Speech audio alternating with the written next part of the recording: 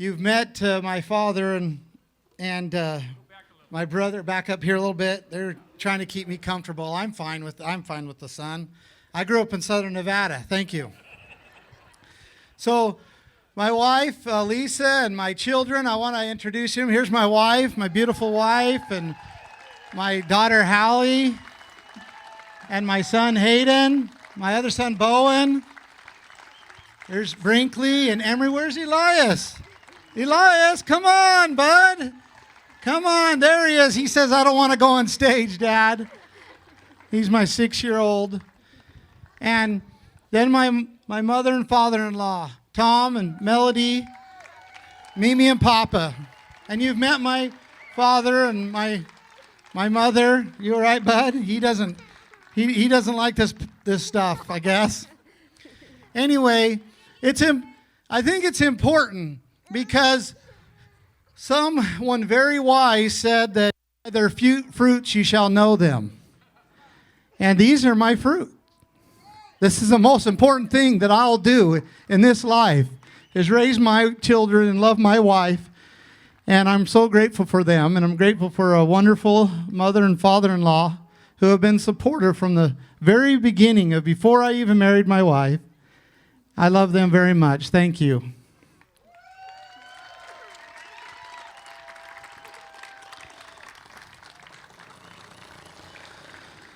All right, I said I would explain these things. These here, you see, they're just a stack of notepads. But they're unique because they're especially unique to me and very special to me. But you'll notice they have legal note on the top of them. Yeah, every one of them will have legal note. And the reason why they have neat legal notes because these are my journals from when I was incarcerated. They're my journals and many of them were written when I was in solitary confinement. I tried to write every day, even though some days were so difficult that I couldn't even put one word down. But I tried to write every day. And the only way to keep them from being stolen from me, from the guards taking them and throwing them away, was to put legal notes on them. Because they had a legal obligation at that point to treat them as a legal document, something I needed for my case. And so they wouldn't throw them away if I put legal notes on them. And I kind of got savvy to that and eventually learned that if I wanted to keep my journals, that I had to put legal notes on them. Now, this one here is unique to this. Grab those things. That breeze feels so good, though, doesn't it? I'm grateful for the little breeze and the beautiful weather we have. So this one here is a little unique to me. Thank you very much. You can just put them underneath. Yeah, there you go.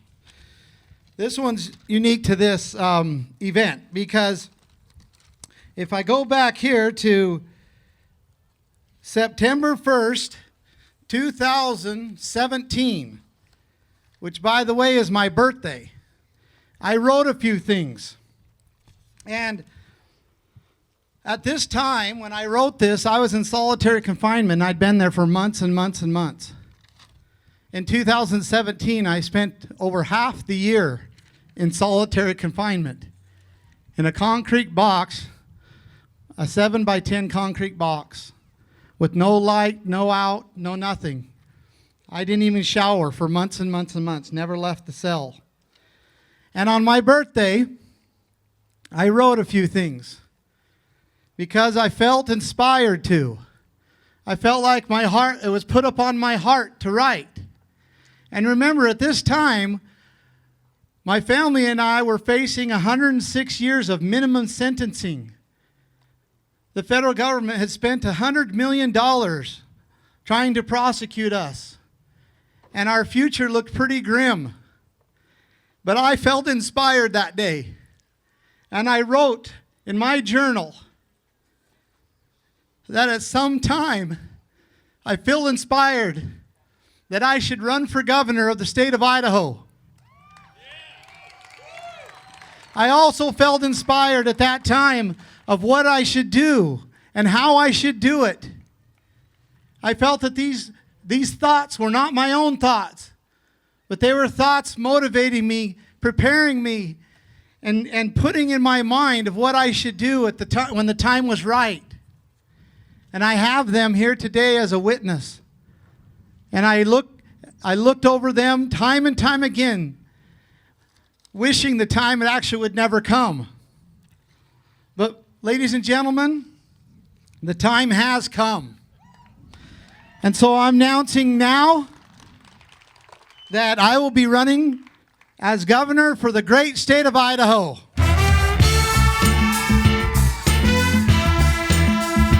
Woo! Thank you.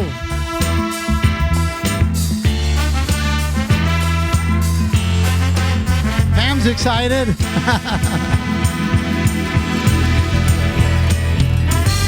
All right, so thank you. Now, as the Republican nominee, I will clean up the party and I will get it united once again in a direction that will protect the people's rights again.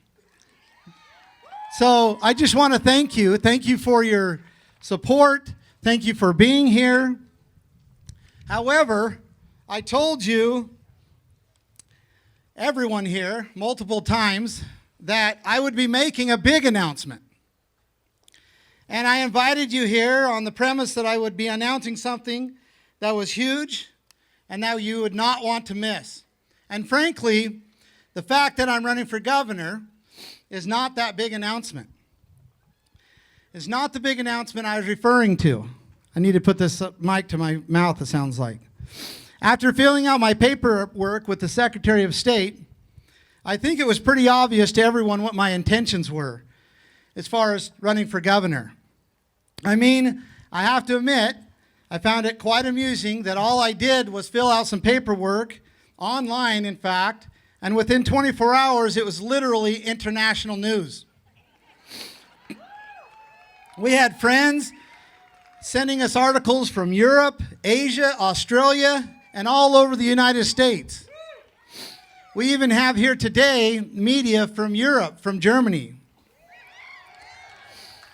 And it was about Ammon Bundy filling out paperwork to run for Idaho governor. I mean, the establishment is losing their minds right now. Even before I could announce, they came out with articles, ads, and full-page letters against me. I guess I must be really, really scary to these people. And you know what? I don't blame them. They know that they better take me serious. That they better take me seriously. And anyway, after filling those papers out, the fact that I was running for office was easy to figure out. And so no, running for governor is not the big announcement. The big announcement is actually that from here on out, I'm going to identify as a man, an American man, using he, him, and his pronouns. A married man, married to a beautiful woman who's been so good to me. Oh, the outrage, right? How dare I declare my gender? Of course, I'm kidding. But man, who would have ever thought America would have become something so ridiculous? Or at least the people here. Anyhow, the big announcement is actually very important. And for those of you who are willing to ride with me for a few minutes, I think you will begin to understand the value of it, the gravity of it, and the potential of it all.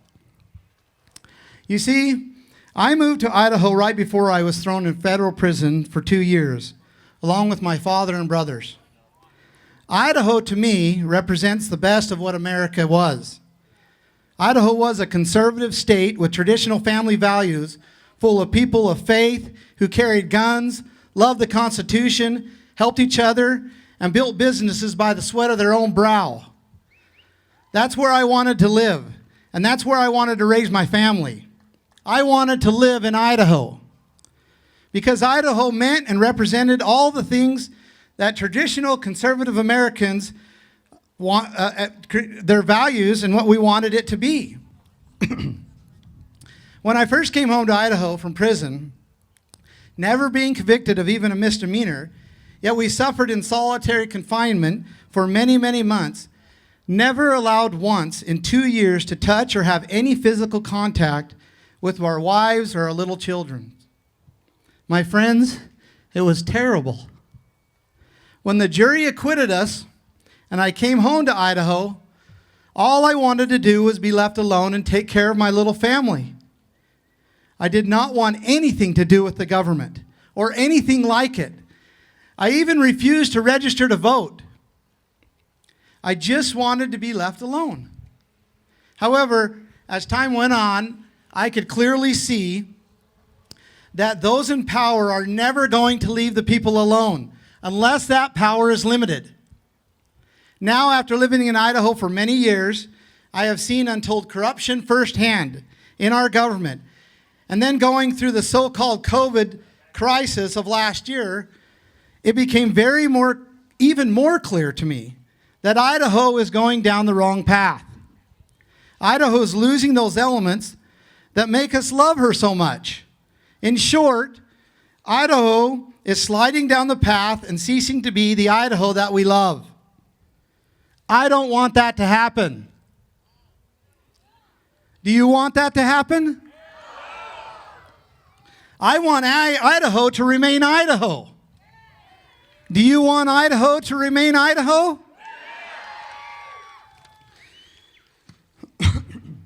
Also, we need to have at least one state in this country that sets an example of safeguarding American principles and liberty. So my big announcement today that I'm making is not that I'm running for governor, but my big announcement is that as governor, I will be implementing a plan and a platform to keep Idaho, Idaho. The big announcement is the Keep Idaho, Idaho plan, which I will discuss with you in brief, and which you can all download from my website starting today, starting right now at votebundy.com. Right now, it may not sound like anything really big, but as I go through this plan with you, you will begin to see how big of an announcement this is and how it literally changes everything. Should you and I be able to work together to implement this plan, not only will we keep Idaho, Idaho, but we could end up saving this country and spreading liberty once again throughout the world. I'll let you decide for yourself. But before I go into the Keep Idaho, Idaho plan, I feel it important to say this.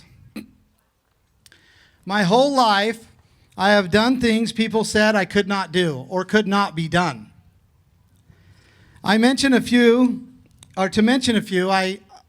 I wanted to just make a little bit of a effort to bring some credibility to these things. I started my first business at 16 years old. I have implemented new types of business services that have never been used before. I've developed state-of-the-art software changing the maintenance industry forever. Nationally organized people in multiple countries with communication tools to stand with each other as neighbors.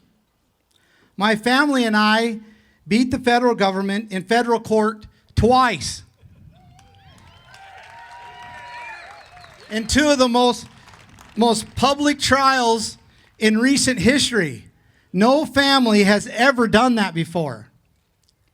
And to make it more incredible, the entire time we were incarcerated in small prison cells.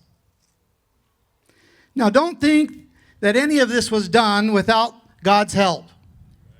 He has always given the insight and understanding of how to act. And because of this, I know how to win.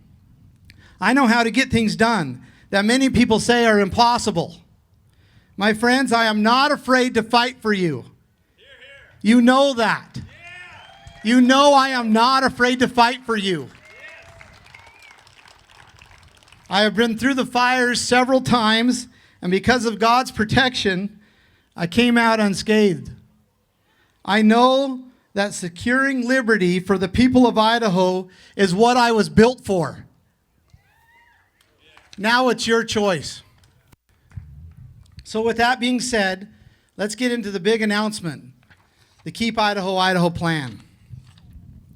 The first part of the Keep Idaho, Idaho plan is ending immoral taxation, starting with property tax. Property tax is the most immoral of all taxes because it is the state's way of claiming that it owns everything.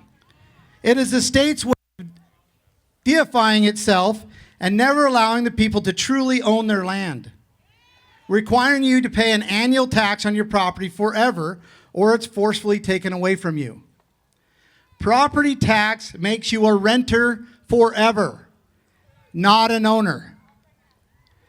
A key to my Keep Idaho plan is elimination of all property tax in our state.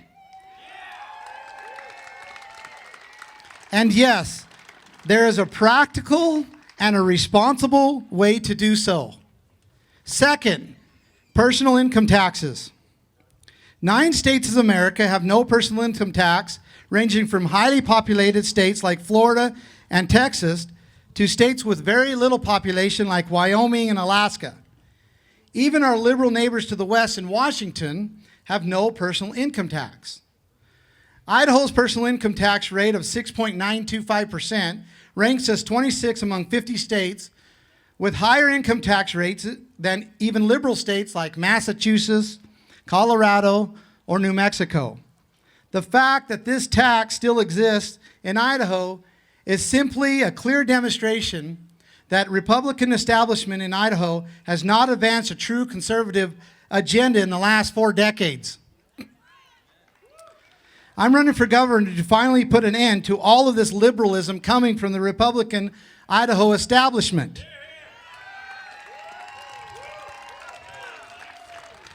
Let me be perfectly clear.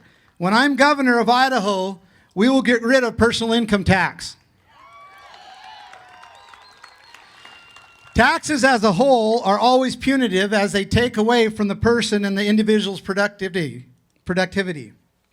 Government should not be charging any other tax other than consumption tax, meaning you don't pay a tax until you choose to consume, or in other words, when you purchase something. We typically call this a sales tax, a tax that is paid at the moment a product is taken by the consumer. Free people should be willing to pay for their government or for their defense, whichever you would like to call it. But it should only be paid by taxes that would be classified as voluntary. This way, the individual has a choice. With a skyrocketing economy from our economic growth plan, we can ensure that Idaho has more than enough tax and enough revenue to fulfill its proper role without oppressing the people and without adding additional punitive taxes.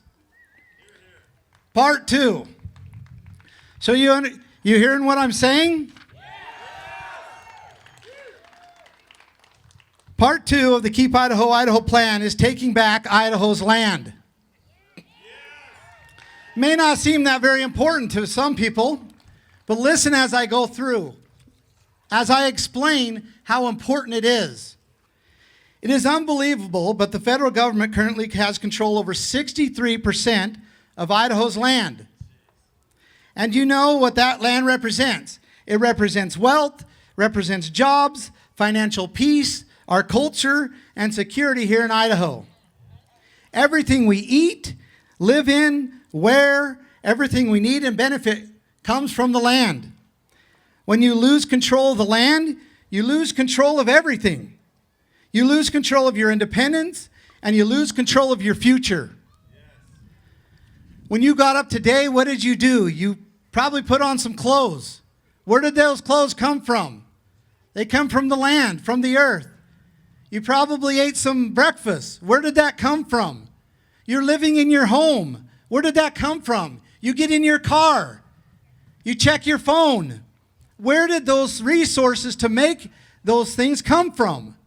They all came from the land, and they are natural resources. And if you do not have control of them, you do not have control of anything. Land equals wealth.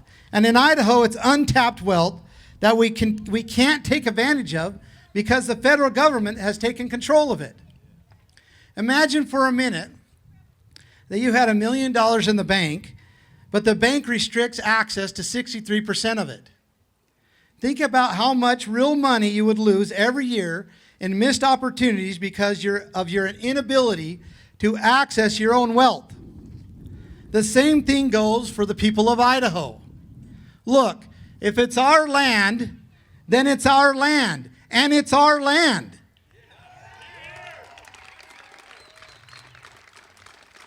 Every state in the country that has access to the largest portion of its own land is economically prosperous. Those that don't are economically stagnant. Idaho is included in that stagnant number. This is the main contributing factor to Idaho being a welfare state, meaning we receive more money from the federal government than we send to them, which forces us into undue obedience to Washington, D.C. Currently, Idaho is forced to get permission from D.C. bureaucrats to survive and to pay its own bills. Think about states right now that are prospering like North Dakota, South Dakota, Texas, and others. What is the source of their economic prosperity? It's the land and natural resources. The economic expansion opportunities will be limitless for Idahoans when we claim our land. As governor, I will see to it that the state of Idaho reclaims the land that is rightfully ours.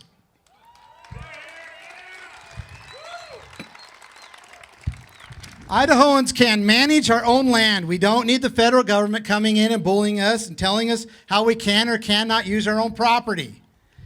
So let's use our land and resources responsibly and efficiently and watch our economy explode here in Idaho. And you know, many of you know anyway, my record and history demonstrates that I am willing to fight to the very end to ensure that land rights stay with those to whom they properly belong. Additionally, so as I go through this plan, I hope that each one of you are thinking about how it would affect you. How would it affect those that you love? How would it affect your life?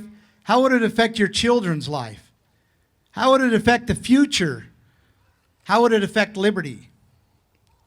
Now, additionally, it is important to note that the historical American dream was rooted in property ownership. In order for people to feel prosperous, secure, and happy, they have to have their own home. Idaho is a growing state, and as we grow, we want people in Idaho to participate in this dream. So Idahoans must make a cultural decision. You and I, we have to make a cultural decision. We do not have a choice. We have to make this decision. We can either build up or we can build out. That is to say, we can grow by spreading out, by creating densely populated areas. However, history and human nature demonstrate that if we build up and create dense and congested cities with large populations, traffic, and pollution, we will lose our conservative traditional values. It's just what happens. Look at other states like Oregon, Washington, Nevada, Colorado, California, once all conservative states. If we are going to maintain our historical traditional values and ultimately keep Idaho, Idaho, we must spread out and make Idaho's land available to the people. Then all of us can enjoy the fruits of prosperity and land ownership while we maintain our cultural and conservative identity. The current affordable housing crisis is caused by a number of complicated factors, many of which have been caused by the federal government coming in and meddling in our states. Nevertheless, at its core, this crisis is simply a supply and demand issue. To create affordable housing for the young and the old alike, we simply need more supply. And to have more supply, we need to take our lands back.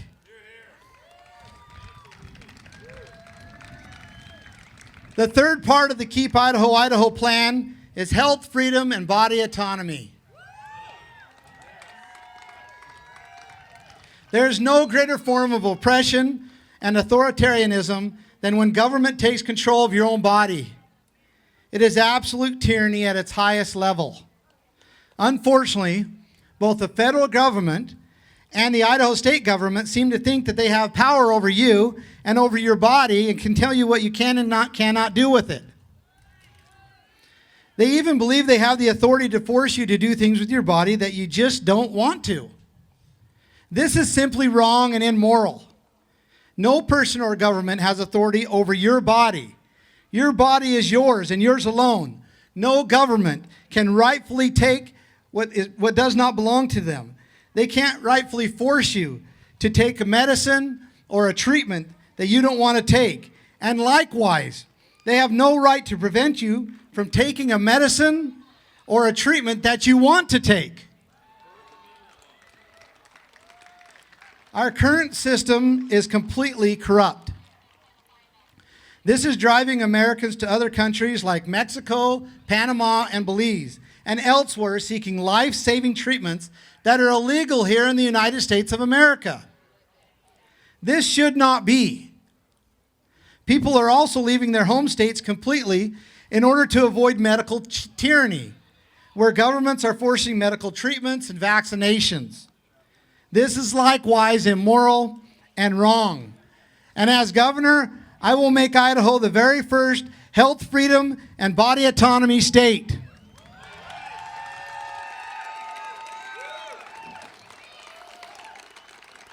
This means that in Idaho, you can legally take any treatment you want, and the state will permit it and protect you. You will have the right to try any treatment here in Idaho, and you will be autonomous over your body like God intended it. So let me be very clear. Idaho will never mandate vaccines nor any other medical treatment for any person at any time when I am governor.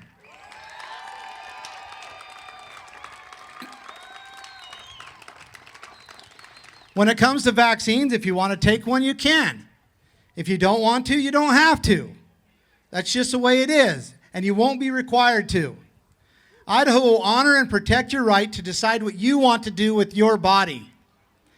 If you have cancer, for example, and you want to take a treatment for your cancer that is not FDA approved, you will not have to leave the country anymore to save your life. You can do it right here in Idaho. Not only will this save lives in Idaho, but Idaho will become the hub for technology and research in the health and medical fields, with people leaving the rest of the country to come here to save their lives. The economic benefit to Idaho is unbelievable and beyond compare. The fourth part of my Keep Idaho, Idaho plan is making Idaho a financial freedom state. Now, again, I ask you, as you leave here, which hopefully won't be anytime soon, that you go to votebundy.com and you read through the Keep Idaho, Idaho plan, and you ponder upon it. Maybe you pray about it. Maybe you do some research. Maybe you ask yourself, is this really possible? Could this happen? And determine for yourself whether you will support this. Because I don't believe that a candidate should be the reason why you support a candidacy. I think it should be what that candidate has done, what he is going to, and what he's going to do. So the fourth part of my Keep Idaho plan, as I said, is making Idaho a financial freedom state. A huge problem with government overreach today is unlawful intrusion into the financial lives of individuals. People just don't have financial privacy anymore, and no matter which way you try to spin it, our current system is in violation of the Fourth Amendment. And to put it plainly, if you don't have financial privacy, then you can never be financially free. Unfortunately, Idaho has no real beneficial business or personal privacy laws. As governor, I will advocate for a complete set of constitutional rules to make Idaho the gold standard for financial privacy, even better than Switzerland.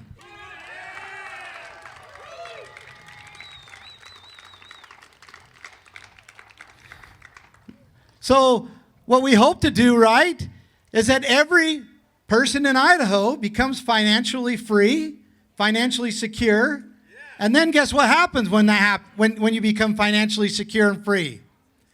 Then you need a place to put your money. You need a way to use your money. And Idaho will be the place to do that. This will bring millions of dollars of out-of-state revenue into Idaho's treasury, effectively increasing Idaho's revenue base without costing Idaho a single penny. Also, this will bring untold billions of dollars of capital into Idaho's financial sector, creating new jobs and increased economic output. Idaho will become synonymous with both financial privacy and prosperity, ultimately giving Idaho the greatest potential for financial freedom. I need a drink here.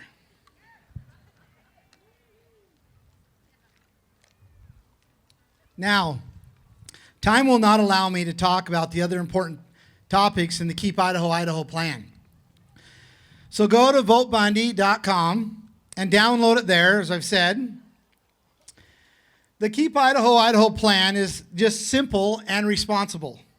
It frees the people of Idaho to more openly trade with each other without fear from improper use of government force. It protects police officers who follow their conscience, empowers parents to fulfill their divine role, and school teachers to more fully help prepare children for a life of prosperity. This plan restores justice to a broken penal system, ends abortion,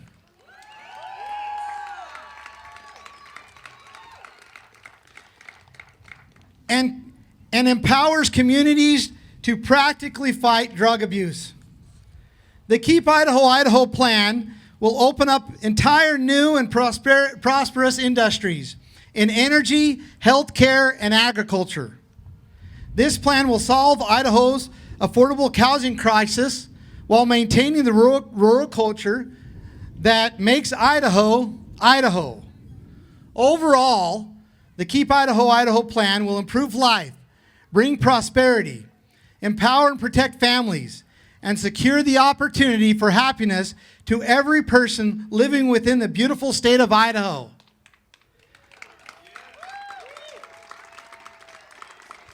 The Keep Idaho, Idaho plan will keep Idaho, Idaho. May God bless the people of Idaho. I pray that He will bless us. May we live up to these blessings. May we keep Idaho a bastion of freedom and prosperity for years to come. May we be an example to the world of how to be free, of how to act, how to treat each other, and how to leave each other alone. And together, all of us together, may we keep Idaho, Idaho. Thank you, my friends. Thank you.